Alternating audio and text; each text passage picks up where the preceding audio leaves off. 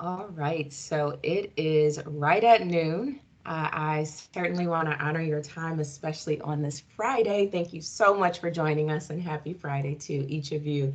My name is Ashley Hines. I serve as the Director for Diversity, Equity, Inclusion here at AAH, and I am thrilled to welcome you to our Who We Are for Disability Employment Awareness Month. We started this series and launched it last month with a few sessions for Hispanic Heritage Month. And it's been going so well. So we're just excited to keep this conversation going and finding new avenues and communities to lift up as we advance this opportunity. So really quickly, the Inclusion Council and the subsequent core teams, there's 12 core teams across our footprint. I have the honor of working with these wonderful leaders nearly each and every day. And this is really a brainchild of that group. And I'm just excited to see it come into fruition. And this team has really helped us to look at how we can continue the conversation. And so I'll pop it in the chat so you can learn more about our inclusion teams. But wanted to share high level that the Who We Are series is an opportunity for all of us at AAH, as well as community partners. This is an event that can be extended to our community to celebrate and honor the richness of our heritage and cultural groups. It is one way that we affirm and lift up communities and cultures within AH, and we pay particular attention to equitable representation. So, in honor of Disability Employment Awareness Month, and thank you all again for joining us. This is our inaugural celebration of Disability Employment Awareness Month at AAH. Oh, I'm sorry.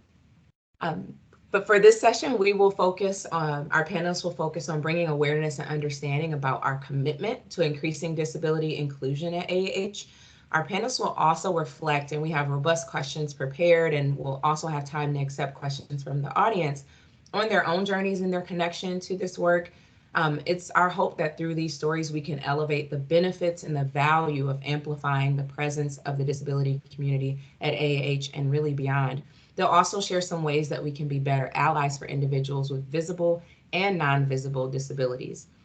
High level, again, some of our goals for the series is really just to listen and learn from our team members. We know that stories are really profound and impactful, and I would argue in many ways they move us more than the data. We hope that we can move from awareness to action and finding ways that we can ally and continue to strengthen our culture of inclusion. Our vision is really just to create a space to honor who we are, and this is an avenue for our team members to show up as themselves. I'll pop a few other things in the chat, goodies along the way, but we really just invite you to lean in and learn and share as well. I am so grateful. At this time, I will introduce my wonderful colleague, Jerry Bakke, who is the manager of workforce development here at Advocate Aurora Health. He is also the 2022 Derek Smith Leadership Award recipient for disability and inclusion through Disability in Wisconsin. This is a huge honor, and we're so thrilled that Jerry was acknowledged actually just a few weeks ago through an event. But this is a huge award that is anchored in recognizing a leader who has been committed to advancing disability employment programs that have produced positive outcomes, and Jerry has certainly done just that. So without further ado, I hand it over to Jerry. Oh, thank you. Thank you. Thanks, Ashley. It's great to be here. Great to get the invite. I'm so glad our organization is, taking the lead to have our inaugural first celebration of National Disability Employment Awareness Month. I have to get done blushing after that awesome introduction by Ashley. So if you give me a few seconds here to collect myself. But as Ashley said, I'm the manager of workforce development for Advocate Aurora Health. I've been with the organization coming on 8 years already. Have had the honor of leading the workforce development team here at Advocate Aurora for over 3 years now. And really my connection to the work before we go into this presentation is that over the last 6 or 7 years now, we really made an intentional and purposeful effort to harness the talents of those individuals in the community with disabilities, and specifically work on bringing them in and building pipelines for them to come into the organization. And we've had amazing results, which you'll hear about in a little bit, as well as you'll hear from some of the amazing leaders I've had the privilege of working with over the last few years who have made this possible. So if you go to the next slide, please. like Ashley mentioned, we're just going to do a couple of slides on, just some general knowledge about National Disability Employment Awareness Month, and then we will spend the bulk of our time with our very talented panel here. So just a quick little bit on Disability Employment Awareness Month. It is something not a lot of people know about. It is something that we want to be able to celebrate, though, and celebrate those with individuals with disabilities in our workplace, whether they're visible disabilities or psychological disabilities, because it's many individuals, whether they've disclosed or not disclosed within our workforce, are individuals with disabilities. So dating back to 1945, Congress enacted a law saying that the first week in October every year is National Employ the Physically Handicapped Week. And now we don't use that terminology, anymore. And that disability category has broadened to incorporate many individuals with disabilities. It's great to be able to have a long-standing history of recognition of those in the workplace that have some type of disability. In 1962, like I mentioned, the word physically was removed to acknowledge employment needs and contributions for everybody with disabilities, whether that's cognitive disabilities or physical or psychological. And then fast forward to 1988, Congress expanded the week to a whole month, which is amazing to be able to celebrate more than just 7 days and expand that to an entire month and dub that National Disability Employment Awareness Month, or NDEAM as it's commonly referred to. 2022, because we fit very well into that, that timeline there. This is the first year we are celebrating and the 77th annual NDEAM celebration. So very exciting to share a little bit of history there.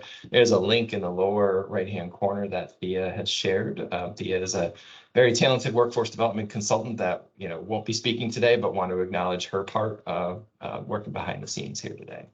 Next slide, please.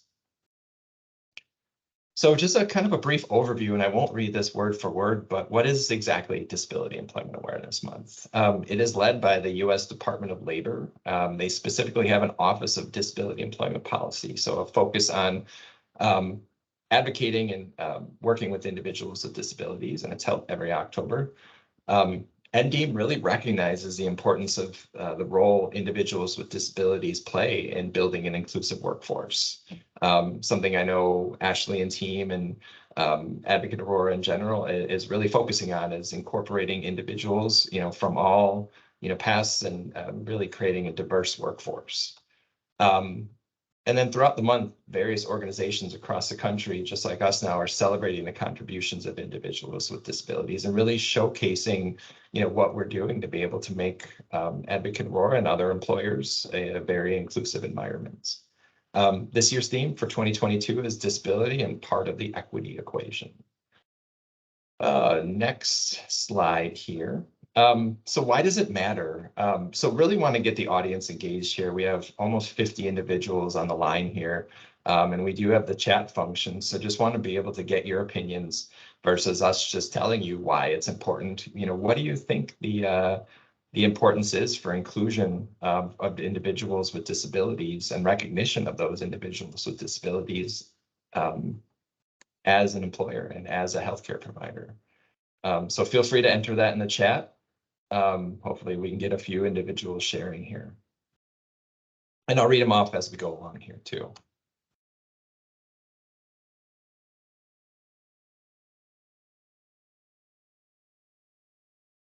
I'm hoping by that silence individuals are thinking hard here. Awesome, thank you everybody.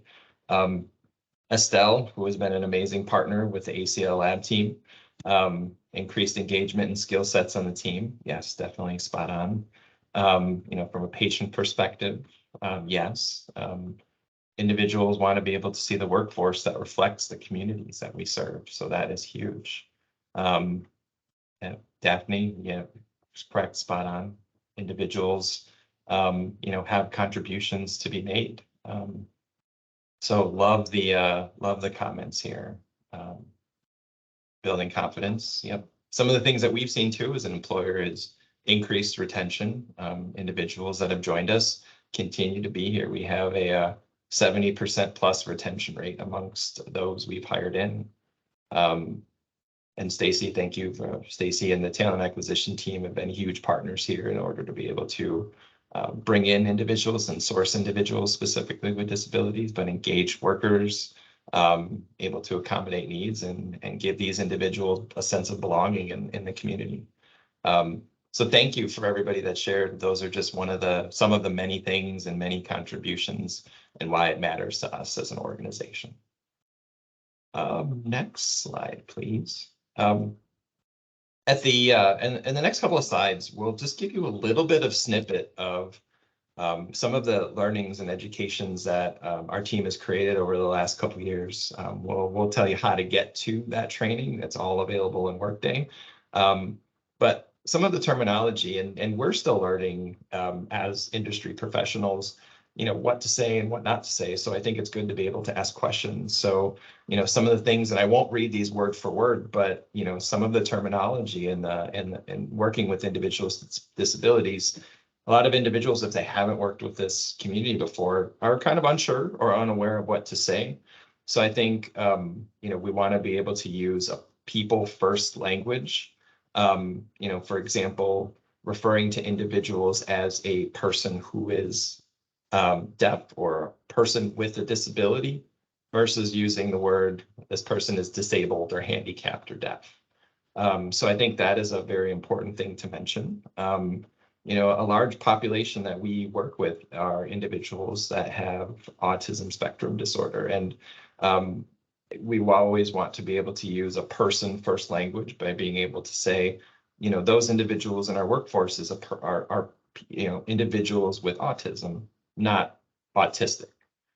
So just some of the things, feel free to take a screenshot, as well as there'll be links to be able to access the Workday learnings as we go along as well.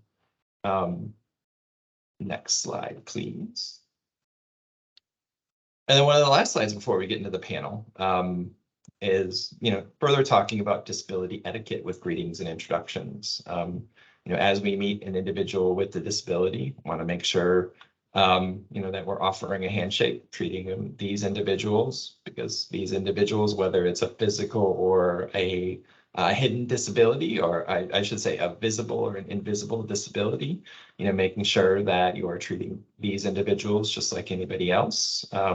If these individuals are, possess a physical disability, making sure they are, eye level if it's someone in a wheelchair and, speaking directly to that person as well. So we do have some videos and links to the training, and a lot of these individuals actually, a lot of these tidbits of information are in that training as well. So I won't go further into that because I want to save a little bit of time for our panel. Next slide, please. So just a little bit before we get to our panel, what are we doing to support disability inclusion beyond just celebrating National Disability Employment Awareness Month? Bridget, who you'll hear from in a little bit, is working with her team to be able to source and attract individuals with disabilities specifically into our workplace. Now, we've always hired individuals with disabilities into our workplace, but we are strategically sourcing individuals coming in from community-based organizations, which we'll tell you about in a little bit, and individuals that may not have been in that talent pipeline before. Like I mentioned, we've also created some amazing Workday trainings. They are available to everybody. There is one about interview education and educating our leaders on providing a more of an inclusive interviewing process, which we'll talk about in a little bit in the panel, as well as a leadership education too, which some of that information that I mentioned prior is in. Last but not least, want to make sure we mention some awards and recognition we've received as an organization. We've received the National Disability Employment Awareness Month from the Division of Vocational Rehabilitation, Wisconsin, back in 2018 for the work we did, really starting off in the Waukesha-Jefferson area, as well as Greater Milwaukee. In 2021, the Illinois Division of Rehab Services awarded us the Business Partnership of the Year award. And then Ashley mentioning as well about our Derek Smith Leadership Award recognized by Disability in Wisconsin. So we've done a lot of amazing work here, and we have so much more to go. So without further ado, we're going to get to the panel. So I want to be able to introduce our amazing panel of experts coming from all various aspects of the business. So if we go to the next slide here, what I will do is have each panelist introduce themselves and really first start out by giving a quick introduction to them as well as their connection to the work. So Bridget, I will turn it over to you. Good afternoon, everyone. I'm Bridget Borum, the Talent Acquisition DEI Director, and I've been with Advocate just under 2 years now. I'm connected to this work because I work with our sourcing and recruiting teams to help identify diverse talent pipeline. And so this creates a whole new pool of talent for us as we think about how talent is so short in the workplace right now, right? And so that's how I'm connected to this work, making sure we are meeting our candidates where they are and providing an inclusive environment for them to join our organization and then using an equitable process. Awesome. Thank you, Bridget. Next, I'll turn it over to Emily. Good afternoon. My name is Emily Graham. I am the Volunteer Services Coordinator over at St. Luke's South Shore by the lake in Wisconsin. I've been with Advocate Aurora Health for about 5 years now, and we love to bring in and integrate persons with diverse abilities in volunteer services, and that avenue partners a lot with our talent acquisition team to make sure that we keep our talent in Advocate Aurora Health and make sure that we can find ways that we employ our persons that are looking for long-term careers in whatever capacity that looks like for them. And I also bring to the table my own health journey as a part of a TBI and endometriosis. Awesome. Thank you, Emily. I appreciate you being here. We wanted to also, in addition to the employment aspect of things, definitely call out the work that the volunteer services team is doing. So you hear a little bit more about that in a minute, but often those volunteers feed into our employment pipelines as well, which is great. And also, Dr. Bearcat, I will turn it over to you. We are excited to have you here today. I'll turn it over to you. Thank you. Hello, everybody. I'm Dr. Gunther Bearcat. I am a psychologist by trade. I feel connected to this community, naturally as a psychologist, especially with regards to the non-visible disability community. Also connected personally as a father of a daughter with autism. So I feel connected both ways, and I consider myself a strong advocate. Thank you, Dr. Bearcat. Appreciate you coming on today to be able to share your experiences. Last but not least, I will turn it over to Tina. Hi, everyone. I'm Tina Marinek. I'm the Supervisor Lab Support Services for second and third shift and specimen processing within ACL Laboratories. I've been privileged to work on and off with Advocate Aurora and ACL Laboratories for the past 20 years about. I kind of joined this group, and it has been one amazing thing after another, meeting impressive people.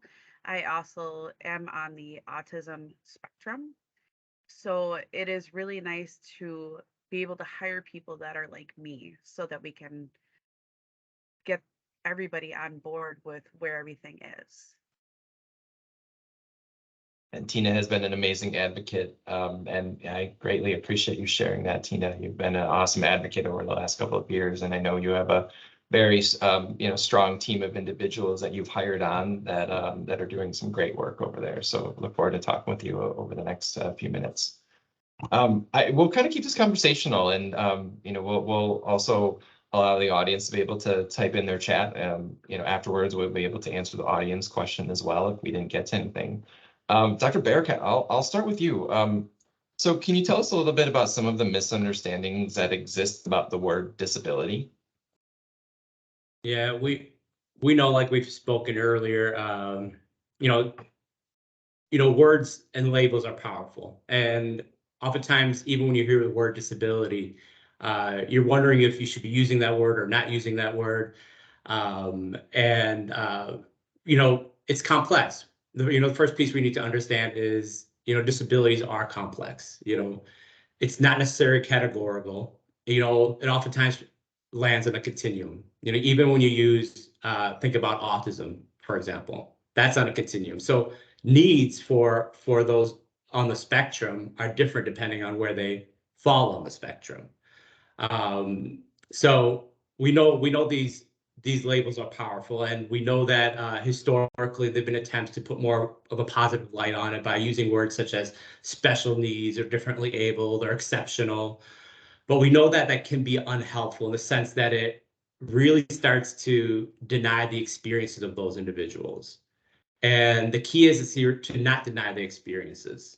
I mean, it parallels with, when we think about marginalized groups and using terms like colorblind, or we're all the same, or we're all coming from the same, we're denying the experiences of those individuals. Therefore, we're putting ourselves in a position where we're not going to be sensitive or accommodating to the needs or disadvantages that some groups may have. So we mentioned a couple of times already earlier on discussion with regards to visible and invisible disabilities. So I just want to speak a little bit more about that, because we know that when we first ask people to think about the word disability and what conjures, thoughts in their minds, oftentimes people think about physical disabilities, things you can see visually, and we don't necessarily think about those with, mental illnesses or, ADHD, bipolar. They're on the spectrum. And those oftentimes are the people that are commonly less accepted, or their disabilities are less often accepted than those who have visible disabilities. So part of that is to start really thinking about those disabilities that people have that we don't necessarily see with the naked eye. This will kind of position us in a position where we'll be able to help and accommodate. Perfect. Thank you. So well said and so well answered.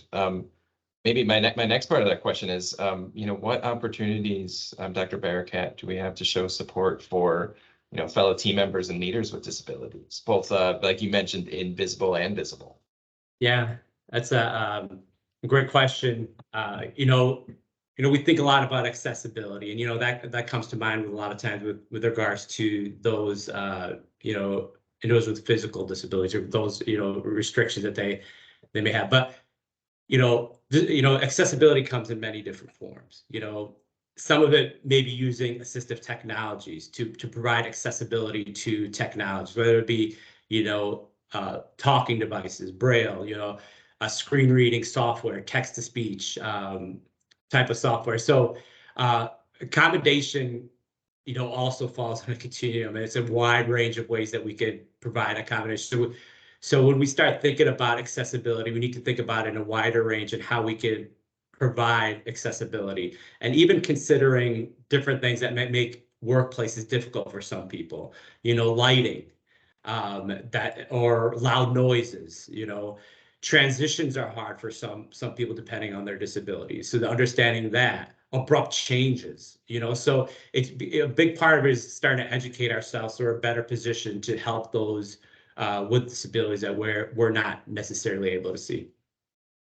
Definitely, thank you. And I think this is just this session and this month that we're celebrating for the first time is just a very scratching the surface. Was a lot of education to be had over the coming years. That excited to be able to do that, to be able to support those team members, whether they're coming in or whether they currently work here. Bridget, I kind of scratched the surface with Dr. Barakat about how can we support employees, current employees with disabilities. Would love to hear from you a little bit on what we're doing to advance recruitment and hiring individuals from the disability community, as well as why are we doing that as well? Okay, thanks, Jerry. I think I'll start with the why and work my way back. Is that okay? We want to make sure that we're aligned to our overall DEI strategy. And then we saw it earlier in the comments that one of our team members made, that we want to also make sure that our workforce reflects the community that we serve. I would steal from popular community and say it's the right thing to do, right? As an employer and being a good corporate citizen. And then we also have information that this population experiences unemployment at more than 60%, right? And there are 61 million people in the US who have a disability. And so that creates a tremendous opportunity for us to find new talent. And so that's the why, because we do want new talent. We want to close all of our recs and have all of our departments fully staffed. And this is another pool of talent that we could use. And then how do we do it from an internal perspective? We have an award-winning talent acquisition team, and so they are trained annually. They are given information about different dimensions of diversity, which include differently abled. And Dr. Bearcat, I'm going to work on finding a new name for that because you brought up a good point about calling out versus calling in there. So we'll look for some new language to use for that particular demographic. But strengthening awareness of who is available in the community, and then how do we review our hiring practices to make sure that we are being equitable, and how we interview and work with different candidates. We also offer accommodations. So if a candidate shares with us that they require a particular accommodation, for the interview process, we make those accommodations. And also, I would say continuing to work and identify community based organizations who serve this population, that we can partner with for identifying talent. I hope this is helpful. I believe, Emily, you were also going to share your personal onboarding journey. Um, is that okay? Yeah, I'd love to. So I noticed in the chat too, there were a couple of comments about how we could get persons with disabilities, even high functioning, as Dr. Bearcat mentioned too, those that might have light sensitivities, those that might need those extra tools. We always talk about how much we are leading technology in the medical field and how we have all these resources. And we like to speak about how we are people first with anyone that comes in the door, and they might have a broken leg, or they might have something that we're trying to treat to get them healthy again. And so I see it the same way, in a similar way, just from my own journey. That's not speaking as anyone medical, but to do people first. And so if I have the tools that I need on a good day, I can definitely do my job. And so having the resources that I needed made me successful and made me on kind of that equitable plane as my peers to apply for a job that otherwise I would have never considered. I wouldn't have thought that an office job was feasible for me. I would not have thought that emails were going to be okay for me. But right off the bat, I was able to connect with, at the time, a volunteer manager that was looking for talent. And she was very personable. She was very understanding, and just made it easy to start off that conversation with me. And I was embarrassed at first to say, hey, this is what I've got going on. But she empowered me to have that conversation and say, you know what, if I can have, Dragon on my computer, talk to text, if I could have certain lights, if I could have a quiet zone to be able to do these certain things, I can be successful and I can try this out and we can make this happen. And from there, it blossomed. So those kinds of things, just having that safe zone, having someone to rely on in the team member kind of community. And that's kind of what's great about volunteers too, is they're building rapport with other team members. They're building trust. So that might come up in conversation where someone might indulge or divulge information and say, I have migraines every once in a while. Oh yeah, me too. And what do you do for that? Oh, well, I do this job with my migraines, or I do my job with this or that. And then through building that little community and saying, well, I could do that too, or I have these strengths, and not focusing so much on not necessarily weaknesses, but what might be those fears to get the start going towards a dream job, then can really empower that person to really go for it and become a part of our team and really flourish in something that they are passionate about and would be great at, and then be a great asset to our team. Thank you, Emily. And maybe that leads me to my next question for you is, can you tell me about I know you mentioned some things, but can you tell me some of the amazing work that volunteer service is doing to be able to support the disability community? Yeah, we love our volunteers. So we have a broad number of volunteers at every site in our hospitals and our clinics. They from going along with our MPS, with working with DVR, with working with high school students, trying to see where they're at, if they want to apply and get started as CNAs, nursing, getting them into a career field that they like. And like Dr. Bearcat said, some of those disabilities are invisible to other people that have not been through it. And sometimes they are visible, but giving those tools and resources to those students, to those young people, and even those that have maybe tried a profession before and decided it wasn't a good fit and they want to transfer into a different profession, and they find that the door is wide open in healthcare. There's so many different areas and support services that are key. We have several persons that are over at Sinai and Luke's that like to assist with mechanical items, such as repairing wheelchairs and doing different things that are so helpful and critical to the whole functioning. And food services is a great opportunity for those that are looking to start off, and all the way up to anything else that could be offered as well. So kind of thinking outside of the box sometimes, just finding what that person's niche is in volunteering, and then walking them through so that if they are getting stuck through the online hiring, through those interview questions, what I like to do is do a mock interview with them, practice with them, make sure that they have that support with their talent acquisition contact, so that then we can give them that step-by-step practice through the way so that our team can really see what those talents are and help them through the way. Awesome. Thank you, Emily. And I see here in the chat, Angela, who is also in volunteer services, mentioned that there's a former volunteer with a disability who was a cookie baker, and that led to a bakery job, and now she's in culinary school. So I think that's absolutely amazing. And some of the stories that we've been able to share and learn about over the last few years. What Bridget didn't mention before is partnering between workforce development, HR, and talent acquisition. We've hired and employed almost 40 individuals with disabilities, whether that is psychological, cognitive, or physical disabilities over the last few years, and have plans to continue to grow that as we go forward. But I want to make sure I get to Tina here too. Tina is a huge part of this and our success for the last few years.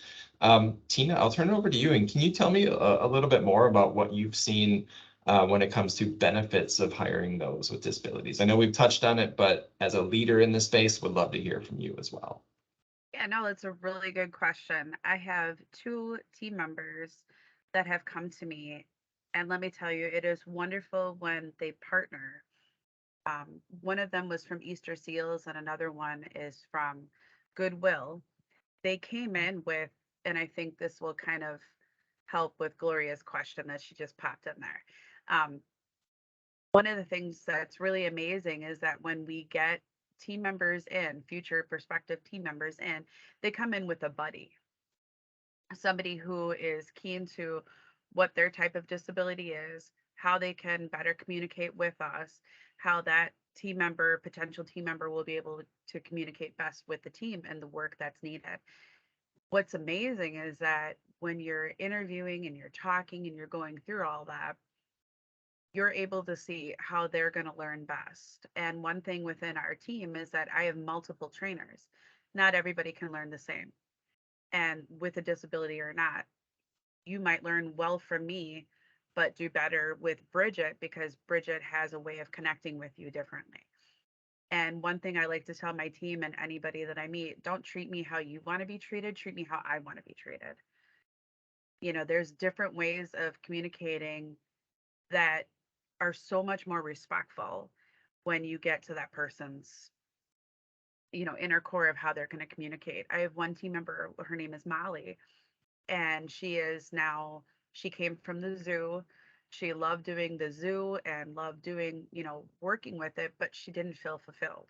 So her first day coming in with us and kind of shadowing, she was going to shadow between specimen processing and then also through microbiology. So I'm glad that I stole her and that she didn't get to go to micro because she just didn't even want to go there after being with us for a little bit. And because of how she was so insightful and so upfront about looking at things differently, her attention to detail was so fantastic that I couldn't not appreciate that. And as a supervisor, of course, attention to detail is what we want, right? We want to see that somebody actually is looking at it from such a different point of view that we can make things better. And just to share, she is currently living now by herself. She has her own apartment. We had a little party at work for her so we could, you know, kind of spoil her a little bit. Um, she, you know, has plans to go on vacations and do all kinds of fun jazz. So we've helped make her more independent, but she also made us more conscious of different ways that we can get our job done within the department. That is such a unique way of communicating with one another. So I hope that answered your question. Yeah, definitely. I'd just Um, like to yeah. add, if I can, onto Tina's comment. The coolest thing about the fact that you shared when she found out what was a good fit for her and what wouldn't be. If you have someone that maybe is interested or does approach you and wants to have a career and they're not sure what they might be good at, or they are afraid of starting a career and then might be afraid of, oh, I don't want to get fired. I don't want to, they have those fears. They're not really sure. Volunteering is a great avenue. Reaching out to the volunteer manager or coordinator on site and saying, hey, could they do a job shadow? Could they give a couple of hours of volunteering? Because the great opportunities are available in all different areas of the hospital where volunteers can try out different things like the cookie baking, like going and being a lab assistant, like going and being a greeter at the door, helping out in food services, helping out as an escort, a floor assistant, those kinds of things. And then that's kind of a safe way to figure out, hey, I like this, I don't like that. It's a smaller commitment than, say, signing up and I'm going for this job and I hope it works out. Yeah, I thank you so much, Emily, for adding that. I completely agree. One thing Tina mentioned before too is, and what she didn't say was, this team member may have, prior to, AAH, not knowing if they could maintain, permanent employment, and now they have a career, let alone a job, and they, have moved into their first apartment and are now, supporting themselves via the job they obtained through Tina. So Tina, kudos to you. It's amazing to be able to kind of offering a life-changing employment opportunity to somebody.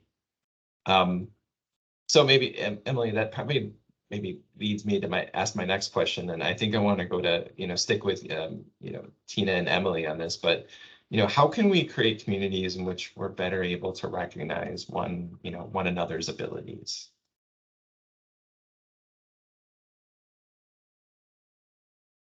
I'll let you go first, Emily. Okay. Hopefully I have the right answer. I would say just starting the conversations. I think all the questions that have been brought up already by the people in this chat, I think are great questions. And just by preparing for this panel had gotten my mind going, and some questions and conversations with my peers that we figured out wouldn't have really crossed our minds otherwise. It was a reflection on my own journey and my own fear of keeping a career, and what does that mean, and what can we do for others, and really reaching out to places like MPS, different individuals that are going through DVR, offering those opportunities, really partnering with other organizations and being accessible, just making sure that we broaden the awareness. Thank you. Yeah, I think another thing too is reaching out to other communities when you know that you have a team member who has autism, or feels that they would do better with certain type of materials.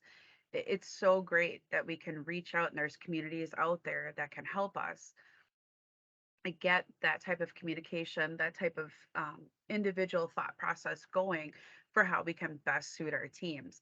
I mean, even if you don't have a disability, what better way is it than to reach out to other people and ask them how better to communicate? And that's what we are at Advocate Aurora, right? We're all about people. So in the end of the day, yes, it's the people that we serve, but we also serve ourselves in the fact that we all go to the same facilities for healthcare. So if we can't help ourselves, better help your teams and the people around you, then I don't know that we're really empowering ourselves to do better. And another, kind of way that we want to go into it is making sure that we are being respectful and always knowing, always asking, how is it that I should say this? How better can I help you? So I think that way as well. Thank you, Tina. Thank you, Emily. Before we get to the audience questions, I know there's some in the chat that we want to answer, as well as there probably will be a few more. I want to just go around the room quick and ask questions. Dr. Bearcat, we'll start with you here. We haven't heard from you in a little bit. How can Advocate Aurora team members help promote equity and be better allies for the disability community? Thank you. Yeah, I'm sitting here, but I'm learning a lot from everybody speaking, which I'm enjoying hearing. But yeah, I mean, a big part of it is as an organization acknowledging individual experiences and taking initiative to participate in events that are around the community, being more involved in the community, getting feedback directly. I think Emily and Tina did an excellent job during after that last question that really summarizes a lot of the things as an organization that we can do. Learning about, take initiative to learn about different disabilities and what they can look like, and understanding, like I mentioned earlier, that it exists on a continuum. So the needs can vary, because it's a journey. It's a journey of learning, like any other D&I initiative. You're not going to learn it in one setting. You have to be constantly engaged and constantly open to learning more, and because things change, so keeping up to date with all these changes and initiatives so that we can make accommodations.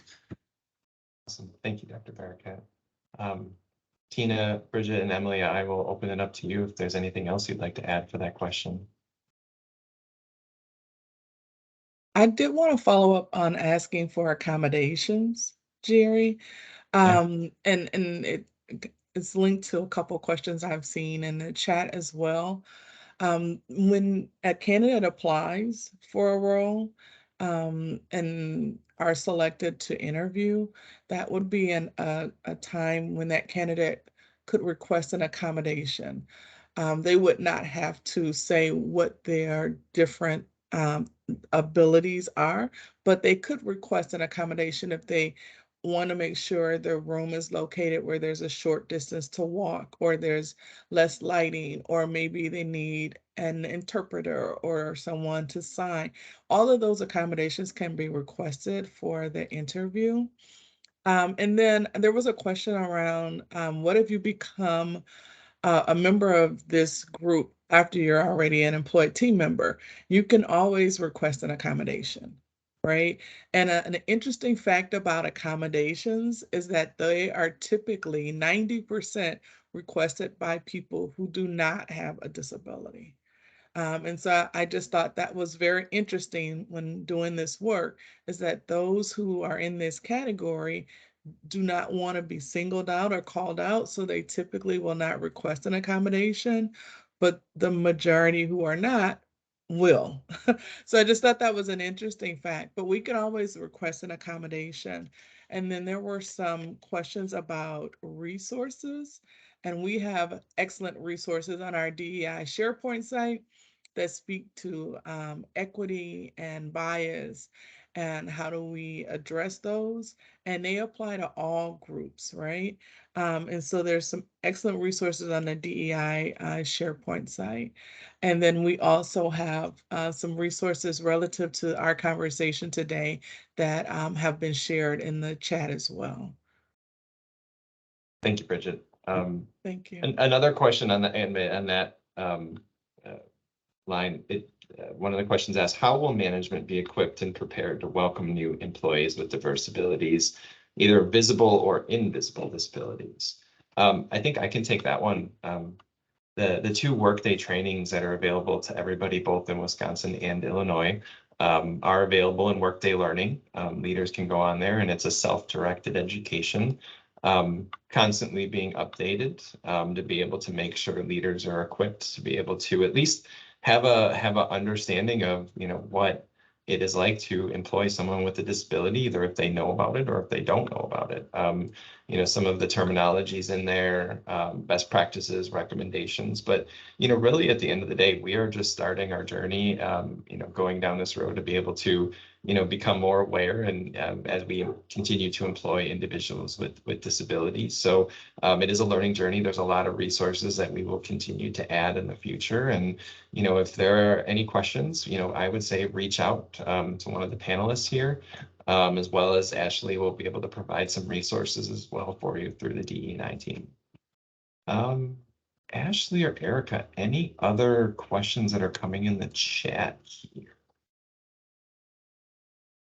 I think we've addressed them all so far. Thank you, Jerry. Perfect.